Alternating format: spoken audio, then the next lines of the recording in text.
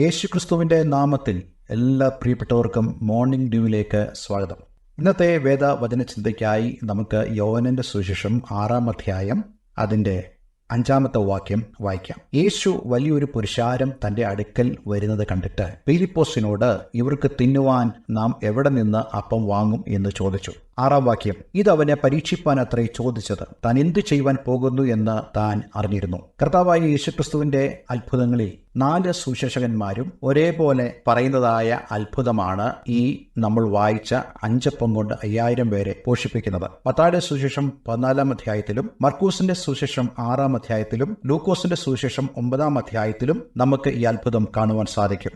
ഈ വേദഭാഗങ്ങളിൽ അല്പം വ്യത്യാസങ്ങൾ ഉണ്ടെങ്കിലും സംഭവിച്ച ആ സംഭവം ഏതാണ്ട് ഒരേപോലെ സുവിശേഷകന്മാർ പറയുന്നുണ്ട്. കർത്താവ് യേശു തന്റെ ശിഷ്യന്മാരോട്, നിങ്ങൾ അല്പം വേറിട്ട് ആശ്വസിച്ചുകൊള്ളുവിൻ എന്ന് പറയുണ്ടായി. കാരണം യേശുവിന്റെ ശുശ്രൂഷയിൽ ഉണ്ടായ അഭൂതപൂർവമായ തിരക്ക് ശിഷ്യന്മാരെ വളരെ ക്ഷീണിതരാക്കി കാണും. അതിനുവേണ്ടി നിർജ്ജനമായ ഒരു സ്ഥലത്തേക്ക് പോയി എന്ന് നമുക്ക് കാണുവാൻ സാധിക്കും. എന്നാൽ ഇവർ പോയ ആ സ്ഥലത്തേക്ക് ആളുകൾ വിവിധ പട്ടണങ്ങളിൽ നിന്നും ഓടിക്കൂടുവാൻ ഇടയായി തീർന്നു. അങ്ങനെ ഈ ജനം യേശുവിന്റെ അടുക്കിലേക്ക് കടന്നു വന്നപ്പോൾ യേശുവിന് അവരോട് മനസ്സലിവ് തോന്നി. അങ്ങനെ മനസ്സലിവ് തോന്നിയപ്പോൾ യേശുവിന്റെ അടുക്കൽ ശിഷ്യന്മാർ വന്നിട്ട് ഇപ്രകാരം പറഞ്ഞു, കർത്താവേ, ഇവർ വളരെ ക്ഷീണിച്ചിരിക്കുക. ഇത് മരുഭൂമിയാണ്. അടുത്തുള്ള ഊരുകളിലും കുടികളിലും ചെന്ന് അവർ പാർക്കേണ്ടതിനും ആഹാരം വാങ്ങി ഭക്ഷിക്കേണ്ടതിനും അവരെ പറഞ്ഞയക്കണം എന്ന് പറയുകയുണ്ടായി. അതിന് മറുപടിയായിട്ടാണ് കർത്താവ് യേശുക്രിസ്തു തന്റെ ശിഷ്യന്മാരോട് പറയുന്നു, നിങ്ങൾ ഇവർക്ക് ഭക്ഷിപ്പാൻ കൊടുക്കണം. നമ്മൾ ഇവിടെ ഈ വായിച്ച വാക്യത്തിൽ യേശു ഫിലിപ്പോസിനോട് വ്യക്തിപരമായി ചോദിച്ചതായ ഒരു ചോദ്യമാണ് നമുക്ക് കാണാൻ കഴിയുന്നത്.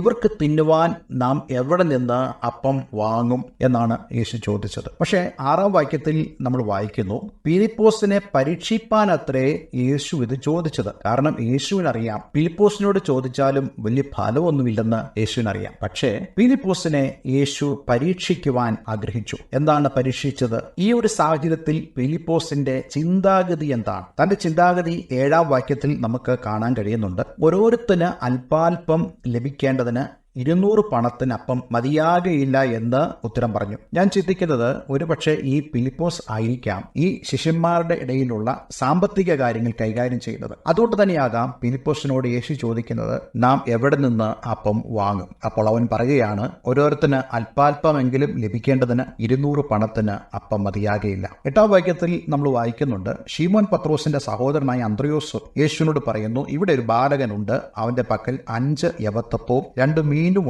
എങ്കിലും ഇത്ര പേർക്ക് അതെന്തുള്ളൂ എന്ന് പറഞ്ഞു. അപ്പോൾ ഒരു കാര്യം സ്പഷ്ടമാണ്, ഈ ശിഷ്യന്മാർ അവർ ഇതിന്റെ സാധ്യതകളെ അന്വേഷിച്ചിരുന്നു. പക്ഷെ അവർ എത്തിപ്പെട്ട ഒരു നിഗമനം എന്ന് പറയുന്നത് തങ്ങളെ കൊണ്ട് ഒന്നും ചെയ്യുവാൻ കഴിയത്തില്ല.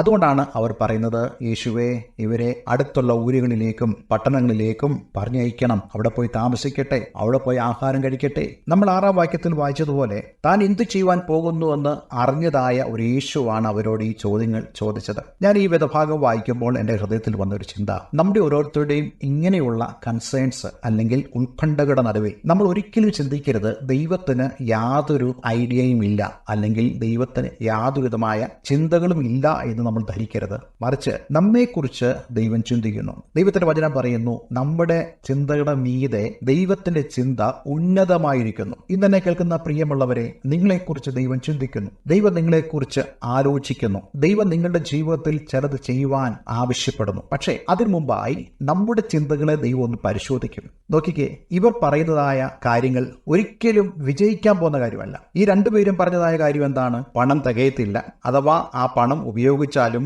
ആ പണം കൊണ്ട് വാങ്ങിക്കുന്ന സാധനങ്ങൾക്ക് പരിമിതിയുണ്ട്. അതുപോലെ ഇവിടെ ഒരു ബാലകനുണ്ട്, അവരുടെ കയ്യിൽ 5 യവത്തപ്പവും 2 മീനും മാത്രമേ ഉള്ളൂ. ഇതാണ് അവർ കണ്ടുപിടിച്ച പരിമിതികൾ. നമുക്ക് എപ്പോഴും ഒരുപാട് പരിമിതികൾ പറയാനുണ്ട്. പക്ഷേ ഇന്ന് ഞാൻ നിങ്ങളോട് പറയട്ടെ, കർത്താവ് യേശുക്രിസ്തുവിൽ നിങ്ങൾ ആശ്രയിച്ചാൽ നിങ്ങൾക്ക് വേണ്ടി പ്രവർത്തിക്കുന്നതായ അവന്റെ അത്ഭുതങ്ങൾ, അവന്റെ കരുതൽ നിങ്ങൾക്ക് കാണുവാൻ സാധിക്കും. ഒരിക്കലും നിങ്ങളുടെ പരിമിതികളെ കണ്ട് പ്രയാസപ്പെട്ടും മനസ്സ് കലങ്ങിയും ഇരിക്കരുത്. ദൈവത്തിൽ ആശ്രയിച്ചാൽ തീർച്ചയായിട്ടും ദൈവത്തിന്റെ മഹത്വം നിങ്ങളുടെ ജീവിതത്തിൽ ദൈവം വെളിപ്പെടുത്തുവാനിടയായിത്തീരും. ഈ വചനങ്ങളാൽ ദൈവം നമ്മെ അനുഗ്രഹിക്കട്ടെ. ഒരു വാക്ക് പ്രാർത്ഥിക്കുന്നു. കർത്താവേ, ഞങ്ങൾ പലപ്പോഴും ചിന്തിക്കാറുണ്ട്, ഞങ്ങൾ എത്ര ശ്രേഷ്ഠരാണ്, എത്ര വലിയവരാണ്, ഞങ്ങളെ കൊണ്ട് കഴിയാത്ത കാര്യമില്ല എന്നുള്ളതൊക്കെ. പക്ഷേ ഞങ്ങളുടെ ജീവിതത്തിൽ പലപ്പോഴും പല പരിമിതികളിലും ഞങ്ങൾ ഒതുങ്ങിപ്പോകുന്ന അനുഭവങ്ങളുണ്ട്. പക്ഷേ ഞങ്ങൾ ഒന്നറിയുന്നു, കർത്താവേ, ഞങ്ങളുടെ ചിന്തകൾക്ക് മീതെ, ഞങ്ങളുടെ പദ്ധതികൾക്ക് മീതെ നിന്റെ പദ്ധതികളും നിന്റെ ചിന്തകളും ഉന്നതമായിരിക്കുന്നുവെന്ന്. ഈ ദിവസങ്ങൾ പ്രിയപ്പെട്ട ദൈവമക്കളെ ദൈവത്തിന്റെ ഹിതത്തിനനുസരിച്ച് ജീവിപ്പാൻ തക്കവണ്ണം നീ അവരെ ബലപ്പെടുത്തണമേ എന്ന് പ്രാർത്ഥിക്കും. പ്രാർത്ഥന കേട്ടതിനായി നന്ദി, യേശുവിൻ നാമത്തിൽ തന്നെ. ആമേൻ, ആമേൻ. ഇന്നത്തെ വേദവചനം നിങ്ങളുടെ ജീവിതത്തിൽ അനുഗ്രഹപ്രദമായി തീർന്നു എന്ന് വിശ്വസിക്കുന്നു. Have A nice day. God bless you all.